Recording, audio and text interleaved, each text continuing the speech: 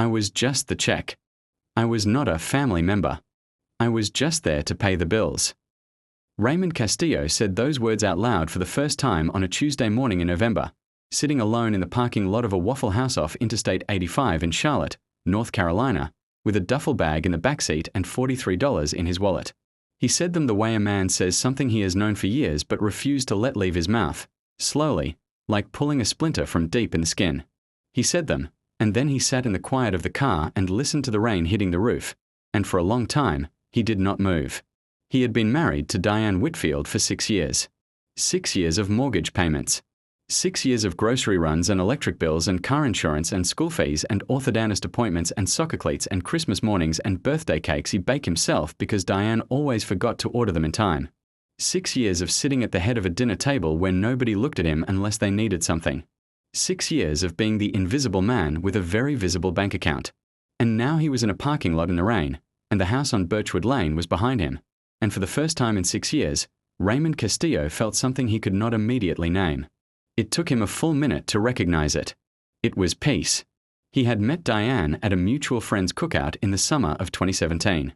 She was laughing when he first saw her, that big, unguarded laugh that made everyone around her feel like they were in on the joke. She had 2 kids then, Marcus, who was 11, and Keely, who was 8. Their father, a man named Devon Whitfield, had left when Keely was 4. Not left violently. Not left dramatically. Just quietly stopped coming home one day, the way some men do, as though the family were a show they'd simply lost interest in watching. Raymond had no children of his own. He was 37, a project manager for a mid-sized construction firm, steady and responsible in the way that men who grew up with very little tend to be. He owned his car outright. He had a 401k. He called his mother every Sunday. When Diane introduced him to Marcus and Keely 3 months into dating, he brought Marcus a book about architecture, because Diane had mentioned the boy liked to draw buildings, and he brought Keely a puzzle of the solar system because Diane had said she was obsessed with space. Marcus had barely looked up from his phone. Keely had said, "We already have puzzles." Diane had laughed that big laugh and said, "They're just shy." Raymond had told himself she was right. They got married in April of 2018 at a small ceremony outside of Asheville. Diane's mother came. A few friends. Raymond's sister, Gloria, flew in from Houston and pulled him aside before the ceremony and said, with a particular directness that only older sisters possess, "Ray, I need you to be sure about this." "I'm sure," he said. "Those kids don't look at you like your family. They'll come around." Gloria had looked at him for a long moment with that expression she'd been perfecting since they were children. The one that said, "I love you and I think you're making a mistake and I will not say I told you so even though we both know I will." Then she hugged him and said, "Okay, I'm here." The honeymoon was 4 days in Savannah. When they came back, Marcus was 14 and had started high school, and his primary need from Raymond was money for new sneakers, money for the school trip to Washington, D.C., and later, money for a used gaming PC that Raymond spent 3 weekends assembling in the garage because Marcus couldn't be bothered to learn how. Keely, at 11, had developed a more sophisticated strategy. She was sweet to Raymond specifically when she wanted something. She would appear at his elbow while he was reading, lay her head on his arm, and say, "Ray Ray," in a voice so soft it could have melted concrete. Then would come the ask, a new tablet, a class field trip to the museum, money for a birthday party she wanted to throw for a friend. Raymond always said yes. He said yes because it felt, in those moments, like she actually liked him. It was only later, lying awake at 2 in the morning while Diane slept beside him, that he understood the sweetness was a transaction. When she got what she wanted, she evaporated. The warmth shut off like a faucet. And Diane. God, Diane. He had loved her. He wanted that to be clear, in his own mind if nowhere else, because the story of what happened between them was not a simple story, and he was not a simple man. He had loved her the way a man loves a woman who makes the world feel inhabited, full of noise and life and urgent feeling. She was funny and warm and occasionally breathtaking, and for a long time those qualities were enough to paper over what was happening inside his home. What was happening was this: Raymond was funding a household in which he had no actual standing. He paid the mortgage on a house that Diane had picked without much input from him. He paid for Marcus's football camp, his junior year class ring, his senior prom tuxedo. He paid for Keely's dance lessons, her art supplies, the AP exam fees, the homecoming dress that cost $300 and was worn exactly once. He paid for Diane's car note after her Honda died in 2020, and for the kitchen renovation she'd been wanting since before they got married, and for the family vacation to Florida in 2021 that he spent largely alone by the pool because Marcus and Keely wanted to do things Raymond wasn't cool enough to join and Diane wanted to keep the peace, which meant deferring to her children at every fork in the road. He was not asked for his opinion on major decisions. When Diane decided Marcus should go to a private tutor for his SAT prep, she mentioned it after she had already enrolled him. When Keely wanted to switch schools junior year, the conversation Raymond was brought into was not what do you think, it was here's what we are doing. He was informed, not consulted. He was the financial infrastructure, the load-bearing wall that nobody decorates. At dinners, the conversation moved around him. Marcus would talk about football with the easy confidence of a boy who had decided the man at the head of the table simply wasn't worth addressing. Keely would talk to Diane about school, about friends, about things Raymond had no context for because no one bothered to give him context. Sometimes 20 minutes would pass and Raymond would not have spoken a single word, and no one would have noticed. He tried. This is the part of the story that matters most, and it is the part that is easiest to leave out when people tell stories like this. Raymond tried. He coached Marcus's middle school flag football team for one season, even though he knew nothing about football, because Marcus had mentioned once that the team needed a coach. Marcus barely acknowledged him on the field and told Diane afterward that Raymond had embarrassed him.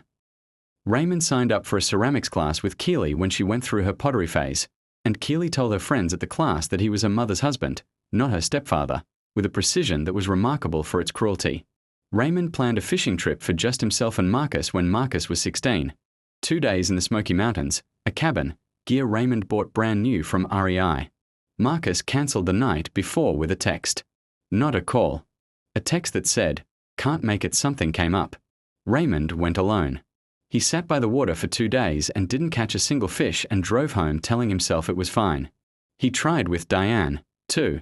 He told her, not once but 4 or 5 times over the years, in the careful language of a man trying not to start a fire, "I feel like I'm on the outside of this family." And Diane, to her credit, never dismissed him outright. She listened. She said she understood. She said she'd talk to the kids. And maybe she did, in some private way he never witnessed, because nothing changed. The conversations with Diane always ended the same way, with her pulling him close, her head on his chest, saying, "I love you, you know that, right?" And Raymond would say yes, and he would mean it, and he would lie there in the dark telling himself that love was enough. Love was not enough. The moment things broke, not cracked, but broke, the way a bone breaks, clean and final and undeniable, was an ordinary Sunday in October. It was the Sunday before he drove to the Waffle House parking lot. He would think about it for a long time afterward, trying to locate the exact second when he crossed from enduring to done. There was no fight. There was no dramatic confrontation. Sometimes the thing that ends a chapter of your life is so quiet that you almost miss it. He had made breakfast. This was not unusual. Raymond was the one who cooked, primarily, because Diane worked long hours as a hospital administrator and came home depleted, and he had adjusted, the way he adjusted to everything. He made eggs, bacon, toast, fresh orange juice, coffee. He set the table. He called everyone down. Marcus came down first, picked up his plate, said nothing, and walked back to his room. Diane came down, poured herself coffee, looked at her phone, said "Smells good, babe," without looking up, and moved to the couch. Keely came down, and here is the thing, here is the moment. Keely came down, looked at the table Raymond had set, and said, "Did you make turkey bacon or real bacon?" "Real," Raymond said. Keely made a face. "I've been trying to cut red meat." She said it the way you say it to a servant who has misunderstood the order. Raymond looked at her. She was 18 now, nearly a grown woman, 3 months from heading to college in Boston on a scholarship she had earned entirely through her own intelligence, which he genuinely respected. She had become someone sharp and capable and beautiful, and in all the ways that mattered to the outside world, she was thriving. In this moment, standing in his kitchen on a Sunday morning, she was looking at his bacon with mild irritation. She did not say thank you. She did not say it's okay, I'll eat it anyway. She did not say never mind, I'll figure something out. She simply stated her dissatisfaction, picked up a piece of toast, and went to join her mother on the couch, and the two of them sat there together, talking and laughing at something on Diane's phone, and Raymond stood in the kitchen alone beside a full breakfast spread that was going cold. He stood there for a long time. He was not angry. That was the strangest part. He expected anger, but what came instead was something quieter and more devastating, a clarity, a sudden, crystalline understanding of what was true. He was a function. He was not a person in this house. He was a provider, a utility, a mechanism for the continuation of a life he was not actually living. He washed the dishes. He dried them. He went upstairs, showered, and got dressed. He came back down and told Diane he was going out for a drive. She said, "Okay, babe," still looking at her phone. He put the duffel bag together in the garage, pulling it from a shelf where it had sat since a camping trip 4 years ago. He packed it with 2 weeks of clothes, his laptop, his personal documents, his grandfather's watch. He put it in the car. He walked back inside, stood in the living room doorway, and looked at Diane and Keely on the couch. Neither of them looked up. He did not say goodbye. He got in the car and drove. The days that followed were a particular kind of quiet that Raymond had never experienced. He checked into a Hampton Inn off the highway and lay on the bed in the antiseptic stillness and stared at the ceiling, and waited for the panic that did not come. His phone rang. Diane, first confused, then worried. Then, when he answered and said simply, "I need some time," something he had not heard from her in years, genuinely frightened. "What does that mean?" she said. "Raymond, what are you doing?" "I'm thinking," he said. "About what?" "You can't just leave without." "Raymond, Keely is upset. She thinks she did something." He almost laughed.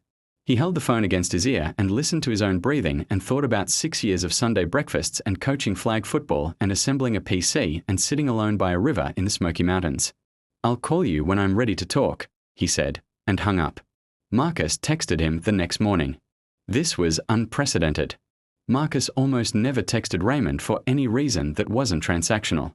The text said, "Mom says you left. You okay?" Raymond stared at it.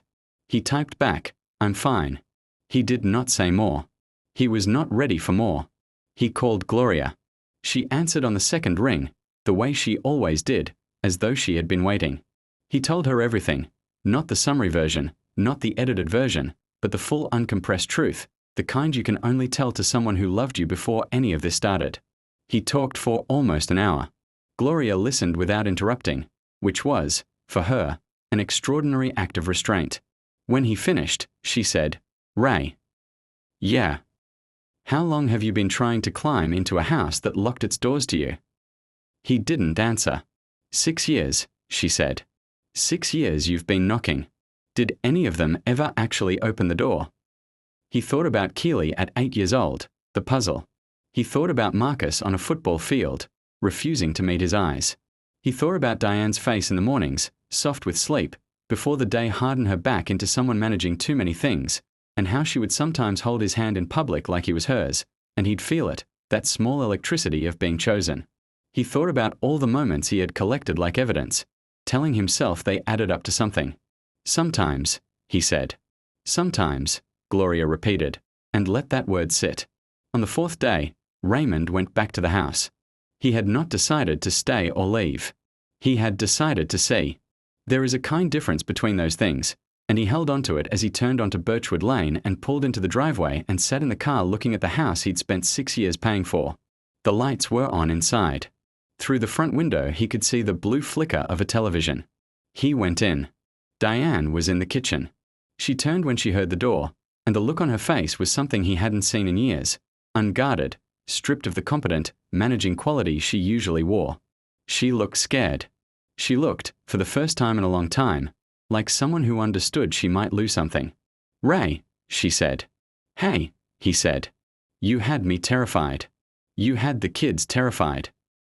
"I doubt that," he said, and it came out without heat, which was worse. She crossed the kitchen and came to him, put her hands on his face. "Tell me what's happening. Tell me what I did." "It's not what you did," he said. "It's what none of us did. None of you." She pulled back slightly. "What does that mean?" "It means I've been in this house for 6 years and I'm not sure any of you actually see me. Not as a person. As a resource." He said it plainly, without cruelty. He had practiced the language in the Hampton Inn bathroom, said it to his own reflection until it came out clean. I'm the check, Diane.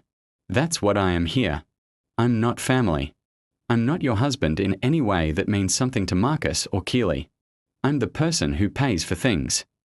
Diane's face changed. He watched it change. The first impulse was to deny, to defend, and he saw it surface and he held her gaze and waited.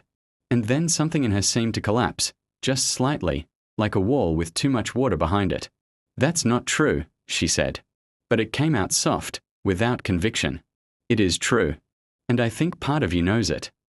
She sat down at the kitchen table. He sat across from her. They stayed like that for a long moment, the house quiet around them, and Raymond felt the particular weight of a truth that has finally been spoken out loud. It doesn't get lighter, exactly, but it changes shape. It becomes something you can look at instead of something that lives only in your chest.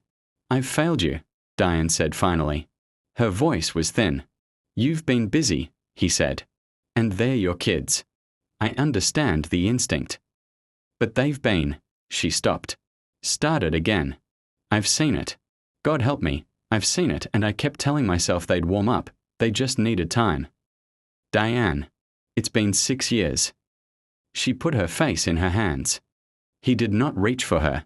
He sat with his hands flat on the table and looked at the kitchen he had paid to renovate, the cabinet she had chosen, the backsplash he had installed himself on a long weekend because the contractor wanted too much money. His hands in this kitchen. His labor in these walls. His name on the mortgage. And for all of that, he had been a ghost at his own table. Marcus came downstairs. Raymond had not expected this.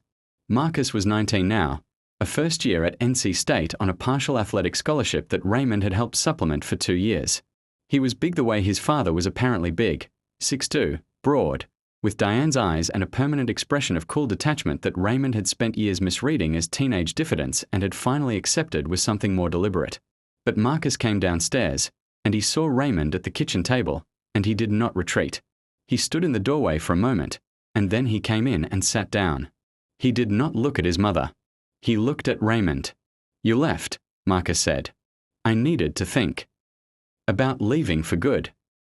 Raymond studied the young man across the table. I haven't decided anything. Marcus nodded slowly. He put his hands together on the table, his large hands, the hands of someone who had been a child when Raymond entered his life and was now, despite everything, an adult. He looked down at those hands. I know I've been. Marcus stopped. His jaw worked. I know I haven't made it easy for you. Raymond waited. Devon, my dad, he left when I was 7. And I remember thinking, the reason he left was because he didn't love us enough to stay. And when Mom started bringing you around, he looked up. His eyes were clear and direct, more honest than Raymond had ever seen them. I decided I wasn't going to need you. Because if I didn't need you, it wouldn't hurt when you left. The kitchen was absolutely still. Raymond felt something move through him that he did not have a name for. It was not forgiveness, not exactly, not yet. Forgiveness is not something that can be rushed, but it was the beginning of understanding. The cold, clean beginning of it. I'm not Devon, Raymond said. I know that now. You've known it for a while. Marcus looked down again. Yeah. And you still. I know. The words came out rough. I know. I was a kid and then I was just. I'd been doing it so long it became the thing I did. And Mom never pushed back because she was scared we'd shut her out too. He glanced at Diane, who had her face turned toward the window, tears tracking silently down her cheeks. I treated you like you were just a feature of the house. I'm sorry, man. I'm actually sorry. Raymond did not say it's okay. Because it was not okay. It was the truth, and the truth is not the same as okay. But he reached across the table and he put his hand briefly on Marcus's forearm, and Marcus did not pull away. Keely came home at 9 o'clock from a friend's house, and she walked into a kitchen that felt different from any kitchen she had walked into before. Her mother's eyes were red. Marcus was sitting at the table with Raymond in a configuration she had never seen, the two of them on equal terms, the comfortable silence of people who had said hard things to each other. She stood in the doorway holding her keys. What's going on? She said. Sit down, baby, Diane said. Keely looked at Raymond. He looked back at her, and there was something in his expression she couldn't immediately classify. Not anger, Not the long-suffering patience she had taken for granted all these years, but something more settled and more serious. Like a man who has decided to be honest and has nothing left to protect. She sat down. Diane looked at Raymond. "Do you want to?" "I'll say it," Raymond said. He leaned forward, hands on the table. He spoke to Keely the way he had learned to speak on construction sites, where clarity saves lives, directly, without decoration. "I'm not sure how much longer I'm going to stay in this house. Not because I don't love your mother, but because for 6 years, I have paid for this life and been made to feel like a stranger in it. I think you know that. I think you're smart enough to know exactly what you've done." Keely's face flushed. "I haven't." "The turkey bacon this morning," he said. She blinked. That wasn't the only moment, but it was the last one. He said it simply, without theater. "You've been transactional with me your entire life. I was good for field trips and art supplies and the tablet and the prom dress. When you needed me, you were warm. When you didn't, I didn't exist. I've watched you do it for 6 years, and I kept thinking you were young, you'd grow out of it. But you're 18. You're about to go build your life. And I think if someone doesn't say this to you now, you're going to do to other people what you've done to me." The silence that followed was the loudest thing Raymond had ever heard. Keely looked at him. Her eyes were bright and her chin was lifted in the way of people who want to defend themselves, who are marshalling an argument. And then Raymond watched the argument leave her face. Just leave. Like a tide going out. She looked suddenly very young. "I do it because," she started. "You don't have to explain it tonight," Raymond said. "I just need you to hear it. Not to make you feel bad. Because you are brilliant and you have more in front of you than you know, and I would hate for you to carry this into the rest of your life without knowing it's a thing you do." She looked at the table. "I know it's a thing I do," she said, very quietly. "Okay," Raymond said. "Are you leaving?" He looked at Diane. Diane was looking at him with everything open. All of it, the fear and the guilt and the love and the years of choosing easy peace over necessary honesty. He could see her clearly for the first time in a long time. Could see the woman at the cookout who laughed with her whole body. Could see what they had once been and what they had let themselves become. "I don't know yet," he said. Raymond stayed in the guest room that night. He lay in the dark and listened to the house settle around him. He heard Marcus go upstairs. He heard Diane's footsteps pause outside the guest room door and then continue down the hall. He heard the house doing what houses do, all its small structural size and creaks, the language of a building that has been lived in. He thought about what it costs to love people who don't know how to receive it. He thought about his father, who had worked 2 jobs his entire life and come home too tired to say much but was present, always present, a physical fact in the household like gravity. He thought about what presence meant and what it required of the person doing it. He thought about all the ways a man can disappear inside a house while still showing up every day. His phone buzzed. A text from Keely. It said, "I'm sorry. I think I've wanted to say that for a long time and didn't know how. I don't know if it changes anything. I just needed you to know." He stared at it for a long time. Then he typed back, "It changes something." He didn't sleep much. In the morning, he came down to the kitchen and found Marcus making eggs. This was not a thing Marcus had ever done. Cooked in the morning, contributed to the household's domestic rhythms. He was standing at the stove with the focused expression of someone who does not entirely know what he's doing but is committed to doing it anyway. He looked up when Raymond came in. "You want some?" Marcus said. Raymond sat down at the table. "Yeah," he said. "Thanks." They ate together, the 2 of them, without much talking. The eggs were slightly overcooked. Raymond ate every bite. He drank the coffee Marcus had made, which was too strong, and did not say so. Diane came down later and stopped at the kitchen doorway and looked at the 2 of them at the table, and Raymond watched her face do something complex and private. The face of a woman reckoning with how long she allowed something to go on, and what it cost the person she loved. "I want to do better," she said. Not dramatically. Quietly, like a statement of intent. "I want us all to do better. And I know I don't get to ask for that without understanding what I let happen." Raymond looked at her. "Then we start there," he said. Keely left for Boston in January. 3 months later, Raymond drove her to the airport. This had not been the plan. The plan had been Diane and a cousin, but Keely had asked him specifically, in the particular UN performative way she had developed over those 3 months, a way that was nothing like the ray-ray sweetness of her childhood asks. She asked plainly. He said yes. They drove to Charlotte Douglas mostly in comfortable quiet. At one point Keely said, "I've been thinking about what you said. About being transactional." Yeah. I think I learned it as a survival skill. When Dad left, everything became about what would get me what I needed. Because I couldn't trust that things would just be given. She looked out the window at the highway unspooling in the grey January light. I just applied it to you. Which wasn't fair. Because you were never not going to be there. Raymond kept his eyes on the road. No, he said. I wasn't. I think I knew that. On some level. I think that's maybe why I kept testing it. He nodded slowly. You should probably talk to someone about that, he said. A real someone. Not just me. She almost laughed. Yeah, probably. At the departures drop-off, she got out and pulled her bags from the trunk and stood on the curb in the cold. She looked at him across the roof of the car, this man who had come into her life when she was 8, who had brought a puzzle she didn't want, who had sat at their table and paid their bills and tried in all the ways she had refused to let count. Raymond, she said. He looked at her. Thank you. For all of it. I know I never said that. No, he said. You didn't.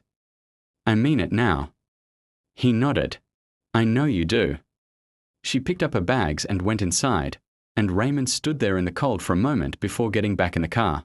He sat in the departures lane with the hazard lights going and the cars inching around him, and he let himself feel what he felt, the complicated, non-cinematic truth of it, which was not triumph or vindication or the clean resolution of a thing finally fixed.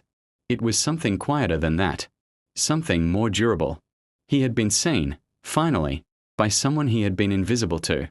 It had taken 6 years and a duffel bag and a parking lot in the rain and all the long difficult work of saying true things out loud. It was not a movie ending. It was a beginning of something different, something more honest, something built this time on a foundation that had been properly inspected. He pulled out of the departures lane and drove home. The house on Birchwood Lane was still there. It would need more work. The good things always do. But this time, he thought, all of them were finally willing to pick up the tools. And Raymond Castillo, who had been just the check for 6 long years, drove home in January with the heat on and the radio low. And for the first time since he could remember, he was not dreading the door.